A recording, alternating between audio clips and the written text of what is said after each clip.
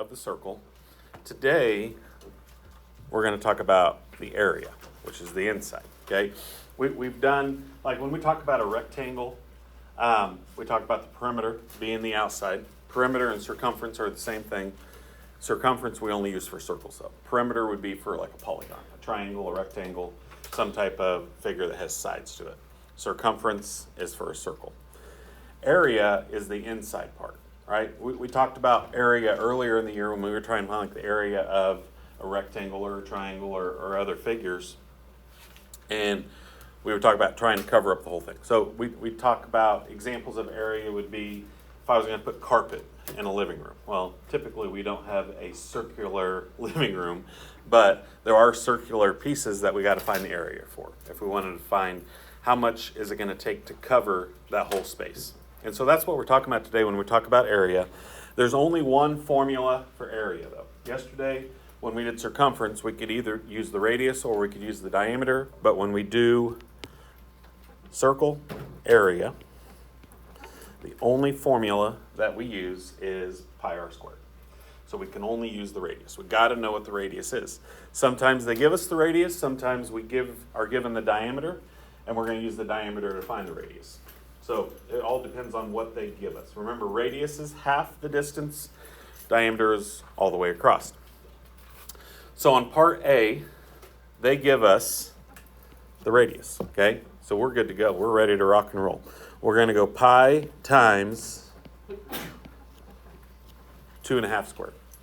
We just take 2.5, plug it in for r, and now it's just a calculator problem from here. Trying to find out what the area of that circle is going to be. Now, there are two different ways to leave your answer. We talked about this a little bit yesterday. If you ever see something that says leave it in terms of pi, then all I'm going to do is square the 2.5, which gives me 6.25, and then I just put a pi on my answer. So we call that leaving it in terms of pi. But in a lot of cases, in most cases, we're going to go ahead and round it out to a decimal place. So then we would take that, put it into our calculator. And depending on what we round to, I think on this one I rounded it to the nearest 10th. We get 19.6. And then my label is whatever unit we're talking about. We're talking about centimeters, so we're going to go centimeters, but area is always square units. So we always put squared on our label. If we're talking about circumference or length of something, it would just be centimeters. But when we talk about area, it's always square units.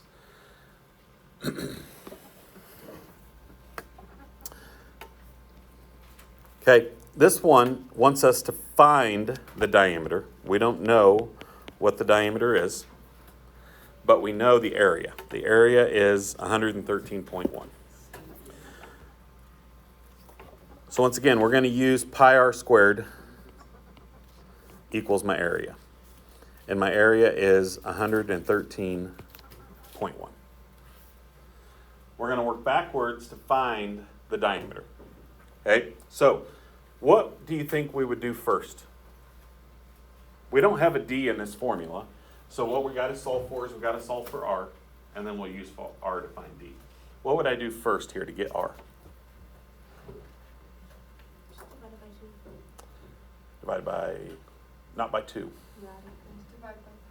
Divide by pi first. Yeah, so we will take a radical here in a second, but we want to get rid of the number in front. Okay, the number in front is pi. Pi is a number. Okay, we got to remember pi is a number just like any other number, except that it's a symbol, which is a little bit weird. So we're going to divide by pi. That's something we can do right in our calculators. You got a pi button. Did everybody find the pi button on their calculator yesterday? Everybody know where that's at? If you need help finding that, let me know. We'll need that a lot as we go throughout this chapter. I know we had a short time yesterday. So 113.1 divided by pi. And then we take the square root. Okay, so when I divide by pi,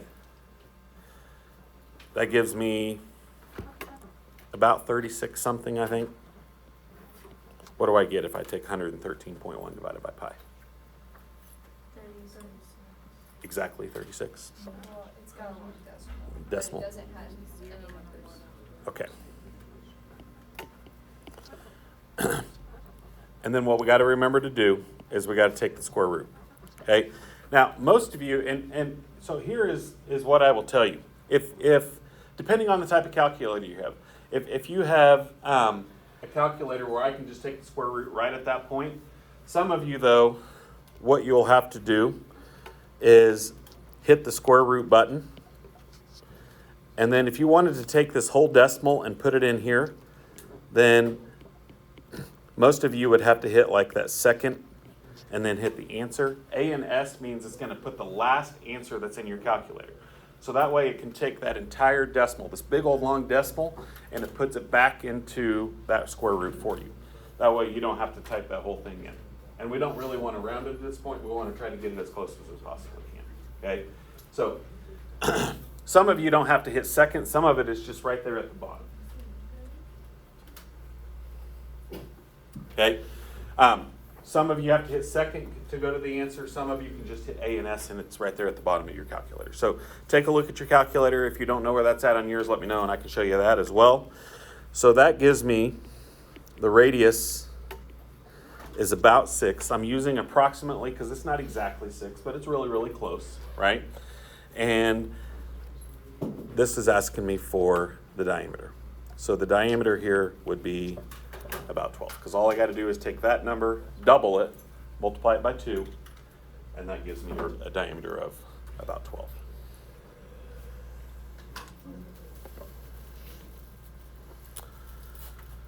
Okay, I'm going to skip number 3 because we already kind of did one like that. And I don't think we really need to do number 4. Number 4 is just like the one we just did, except you're finding the radius. So you don't have, the only thing different is you don't have to double it, okay? So all of those are just either finding the area or using the area to find the radius or the diameter and working backwards. Okay, area of a sector. And I know it's kind of hard to look at your guys's because it's not colored like these are. It makes it a little bit easier to see it up here. But when we look at this, we're looking at the yellow region right here, okay? I want to find the area of that sector. So it's like a chunk. It's like taking a piece of pizza or a piece of pie out of a circle, right? So I'm going to take that chunk out of the entire circle, and I want to know what's the area of that chunk that we're going to take out. That's what we call a sector. So that yellow region is the sector. The formula for the area of a sector, and we're looking at the yellow region right here, is the measure of that arc. The arc is the measure of degrees that we're talking about for that sector over 360 times the formula we just talked about. So that formula is the same formula we've been doing. Really the only difference here, like if I wanted to do it for a semicircle, then it would be half, right? So I would do 180 over 360 times pi r squared. So it would be finding the area of half the circle. But we're not always going to do half the circle. Sometimes we'll do a 70-degree arc. Sometimes it'll be a 100-degree arc, maybe a 250-degree arc. All my arcs are going to be a little bit different because we're going to have different size of chunks that we're going to take out. So that's what we want to know is how many degrees is that arc that we're going to try to find the piece for. Okay, find the area of the sector formed by angle UTV. Okay, angle UTV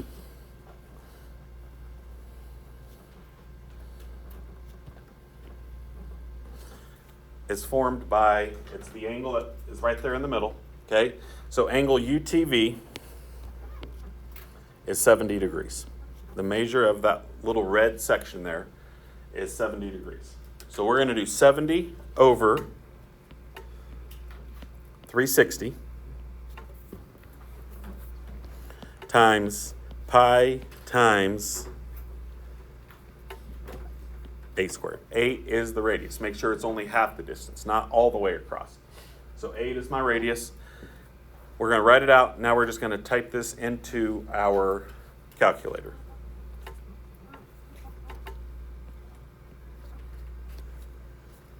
I know it doesn't say what to round to here. Typically it will. If it doesn't, I'll tell you what to round to. And this one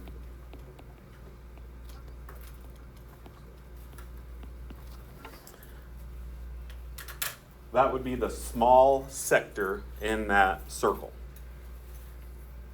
If I wanted to find the big sector, I know it doesn't ask me that, but sometimes it will ask us to find the blue sector here.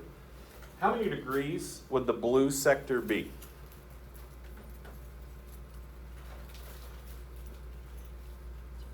290. Yep. We know the full circle's 360, so I take 360 minus the 70 that we know. So the big arc would be 290 over 360 times pi times a squared. So the pi r squared doesn't change. The only thing that changes is the degree that we're finding the area of. And this one here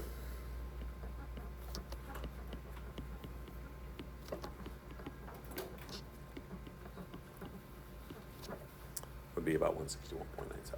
Okay, so we could find either one. Kind of just depends. Really, the only one thing that they asked me to find here was the small one, but I just wanted to talk about the big one because you kind of have to pay attention.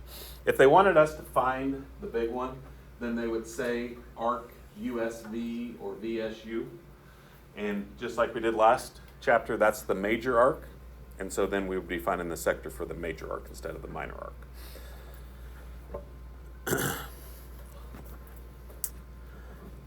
Hey, I'm going to skip over this one here because it's basically the same thing. Some of these are going to take a little bit more time as we get to the end.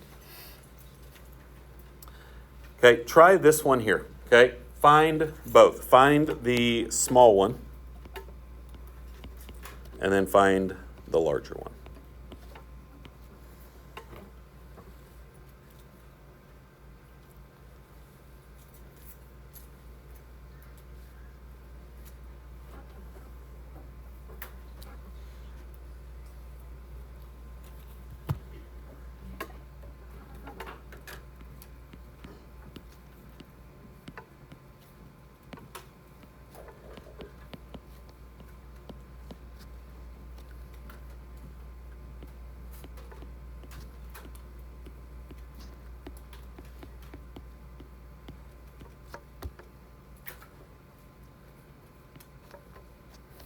This one's asking us to round to the nearest hundredth.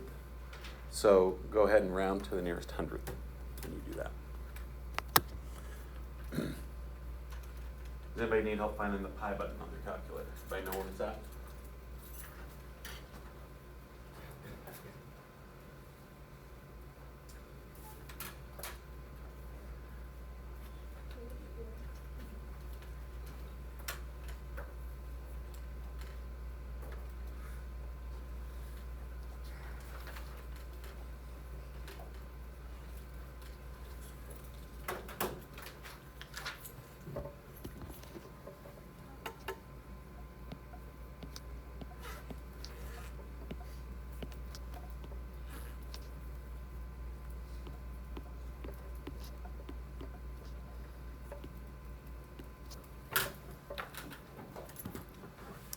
Okay, I will talk about this just because it seems like when we get to things like this, we forget our rounding rules, right?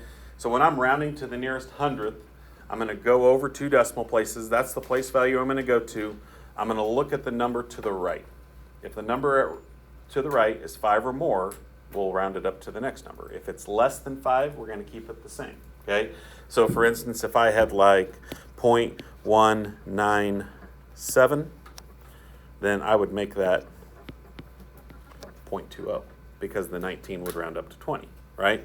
If I had 0.194, then I'm just going to leave that as 0.19. Okay. This is the one that kind of confuses some people here because when I round up 9, I can't just round up and make it a 0. 19 becomes 20, right? Talking about like money. Let's think about it in terms of money. If I have 19 cents and I round it up, then it would become 20 cents. So kind of the same idea.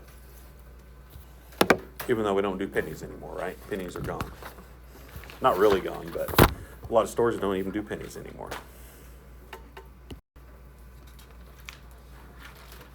All right, area of a sector, okay? So this is talking about, you've probably been driving around, living in a country area that we live in. There's those big circle irrigation that you might see. cornfields or wheat fields, and all they do is just go round and round in circles, right? And they water the field, but they water it in a circular format. I actually worked for a company one summer when I was in college. That's all I did was I worked on and did different things with those circle pivots, and had a lot of different things that I did with that. So a lot of farmers use this to irrigate their fields because you never know. Like right now, we're in a pretty big drought. So if you have a circle pivot, then you can water your crops and not worry about how much rain we're getting. We want to find the area of this. Actually, the area is given to us. And so this is going to be kind of like one that we did yesterday. We want to find the area of the circle. Well, in order to find the area of a circle, I need to know the radius, okay? So there's two ways that I could do this problem. I could work backwards to find the radius because I know how many degrees we have. But I think the easier, quicker way of doing this is like what we did yesterday. Instead of setting up the formula and doing all this, because if you set up the formula, it would look like this.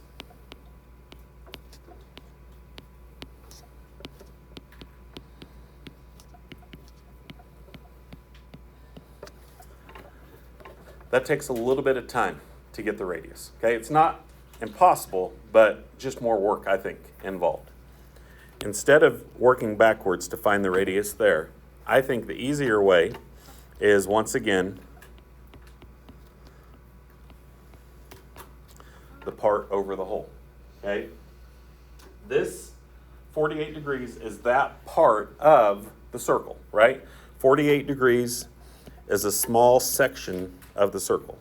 The full circle would be 360 degrees. So part of the circle over the whole circle equals, okay, and on this one, we know the area of this part, this small section of the circle, is 67,000 meters squared. We want to find the area of the whole circle, okay? Part over whole, part over whole. We want to find the area of all 360 degrees. Does that kind of make sense, how we're setting that up? Just setting up a proportion is all we're doing here, okay? Neither one of these methods is necessarily right or wrong way of doing it. It's just two different ways of getting there. But the reason I like this one is all we got to do is cross multiply. 67,000 times 360, and then divide by 48. We're going to get a fairly large number here, because we're finding the area of the entire circle, and that really small section there is already 67,000 square meters.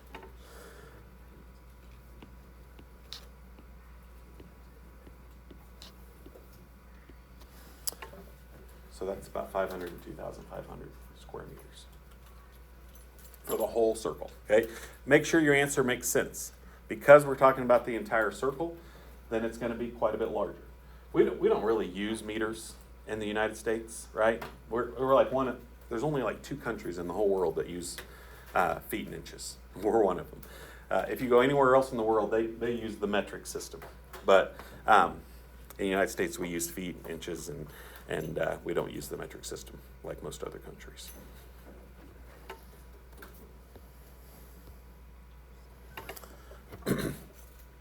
Okay, find the area of circle H. Okay, same idea. See if you can set up this proportion, or if you would rather do the big formula and work backwards, you could do it that way.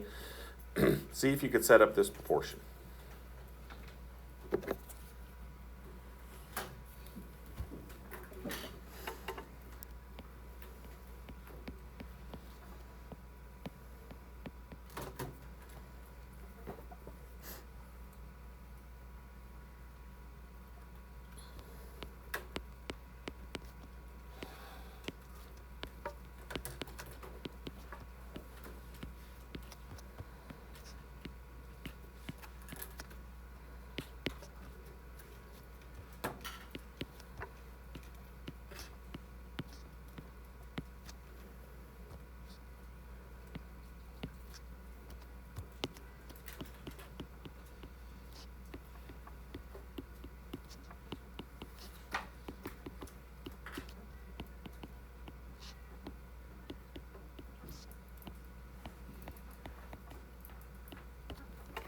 Okay, anybody want to take a shot? What they got?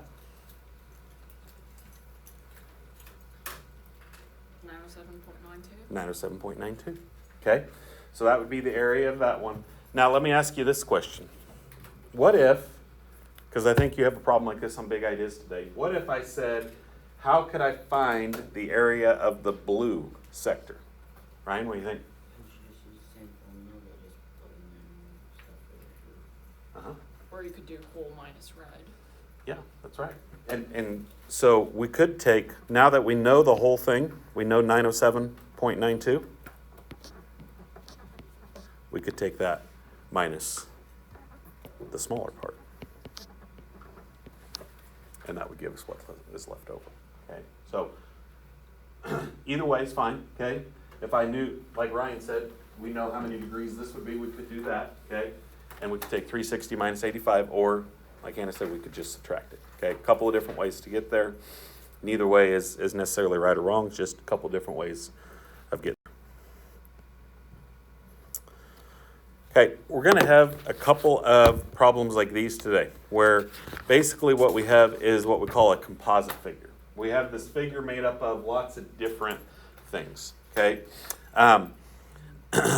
The rectangular wall. So the blue wall is a wall that is in a house, okay? And it's got this kind of arc way to walk through. I want to know what is the area of the region that you need to paint, which would be the blue region, okay? Basically, I know kind of the walls on the other side make this a little bit tricky to kind of see what's going on. This is the area that we need to paint. The entrance is open, right? We're obviously not going to paint the entrance area.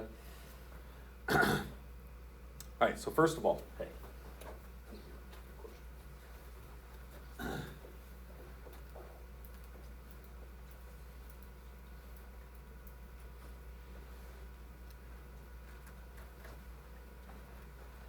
We're going to find the area of the whole thing, okay?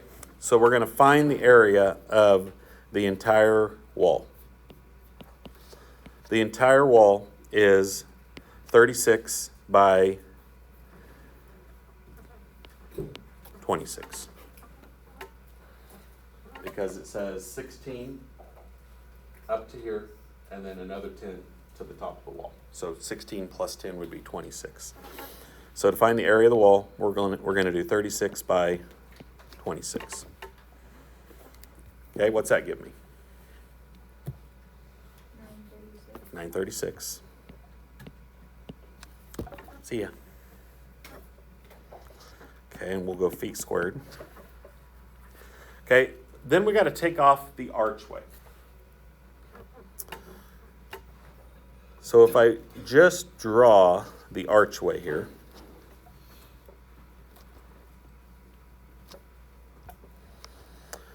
we know this piece down here is 16.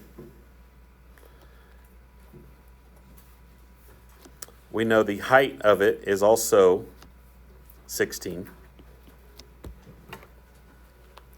So 16 times 16 means this would be 256. Assuming it doesn't keep tapering down. Like some archways might keep kind of curving down. This one flattens down, I think. Looks like. Okay, what do we have on top? What kind of figure would this be? What would we call that? Carthay, what'd you say? Semicircle, yeah. Okay, it's semicircle. It's half circle, right? And we know that the length across it is 16, okay? What we really need, though, here's where you got to be careful. We need the radius, okay? The radius is half the distance across. That's why this point here is here to show us that that's the center of that semicircle, okay? 16 is all the way, 8 is half the way. So to do that one, we would take 256 plus pi times 8 squared.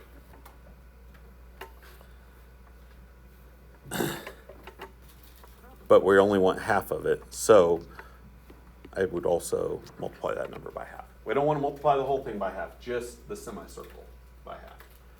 Because pi times a squared to be the whole circle.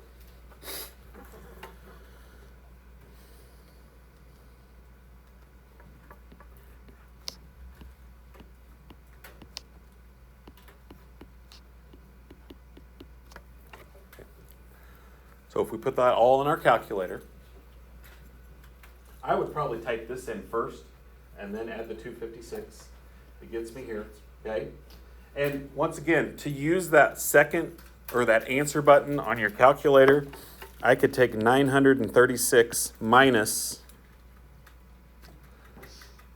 this answer.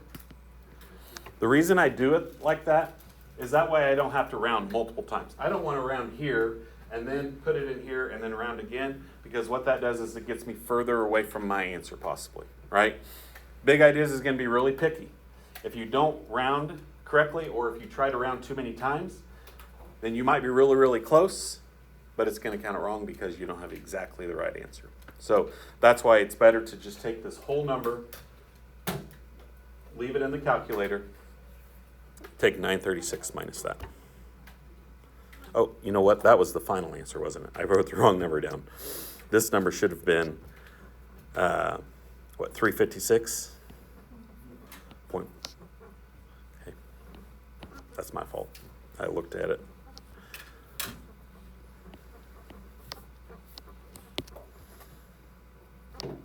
So then this is the number we'll take over there.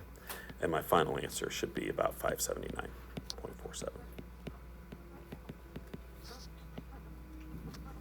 Okay. Everybody okay with that?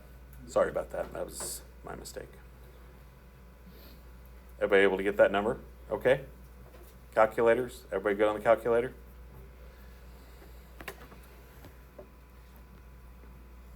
Okay. Over here, once again, another composite figure. We're going to break it up into two pieces. Okay. What kind of piece do we have on the left? Semicircle again. Okay. What do we have on the right? Triangle, right? So we want to find the area of the semicircle, the area of the triangle, and we're going to put them together. We're going to find the area of that whole thing. So what I kind of like to do here is I'll say the area of the semicircle plus the area of the triangle. It's been a while since we've talked about the area of a triangle. Anybody remember what the formula for the area of a triangle is? You got it. Base times height divided by 2. Good. Okay. The semicircle is 1/2 pi r squared. So there's my two formulas. Okay. 1/2 pi r squared plus base times height divided by 2. The reason I put the 1/2 in here is because we're doing a semicircle. If I was doing the whole circle, it would just be pi r squared. Okay, so you got to make sure, don't forget that 1/2. That's a really big part of it. Okay, what would the radius of the semicircle be? Yeah, because when the 30 points to this line right here, that's the diameter. That's all the way across the circle, right? So that tells me that each one of those is 15. Okay, it splits it in half. So we're going to do 1/2 times pi times radius squared. Okay, for the triangle, the good thing is that it's a right triangle. So the base and height are the two sides that form the right angle. So my height is 30, my base is 30, or vice versa. It really doesn't matter which one's which. So that would be 30 times 30 divided by 2.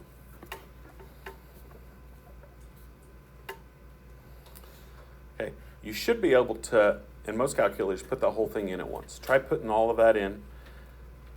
Be careful of the parentheses and make sure of what's going on. See what you can get on this one.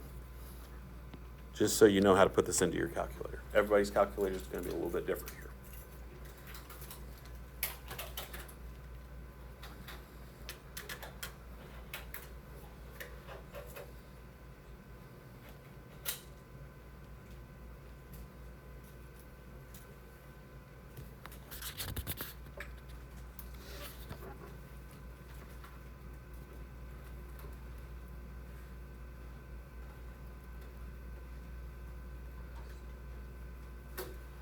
Ethan, what'd you get? 803.4. Got it. Good. And then don't forget to label it. Label here would be yard square.